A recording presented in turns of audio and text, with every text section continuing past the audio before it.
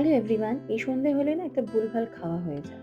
কাল স্পেন্সার গিয়েছিলাম, একটা অ্যাভোকাডো এনেছিলাম। এই ফলটার এত দাম যে নাম শুনলেই কেমন একটা সেলিব্রিটি ফ্রুট মনে হয়।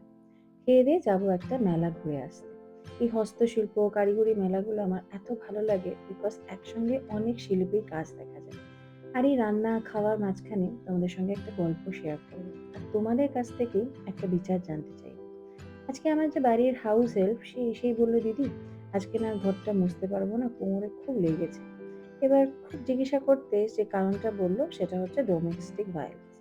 এবার এই প্ল্যাটফর্মে খুব একটা ডোমেস্টিক ভায়োলেন্স নিয়ে প্রমোট করা আমার উদ্দেশ্য নয়, কিন্তু এই প্রসঙ্গে বলি সে কিন্তু বাড়ির একমাত্র আর্নিং মেম্বার। দুই ছেলে, স্বামী, শ্বশুর সবাইকে নিয়ে সংসার করে, রোজগার সে একাই করে, কিন্তু প্রতিবাদ করতে পারে না অত্যাচারে। আর ছেড়ে যে বেরিয়ে আসতে হবে সেটাও বোঝে না। আর আরেকদিকে সোশ্যাল মিডিয়ায় কিছুদিন ধরে একটা পোস্ট বারবার ঘুরছে, নামটা না উল্লেখ করেই বললাম, মেয়েটির নাম আছে, পরিচিতি আছে, ফিনান্সিয়ালি ইন্ডিপেন্ডেন্ট। আমাদের কাছে হয়তো আইন আছে, বিচার ব্যবস্থা আছে, চাইলে ছেড়ে তো যাওয়াই যায়। গ্রাম হোক বা শহর, মানুষ দিনের পর দিন ডিসরেসপেক্ট কেনই বা সহ্য করবে?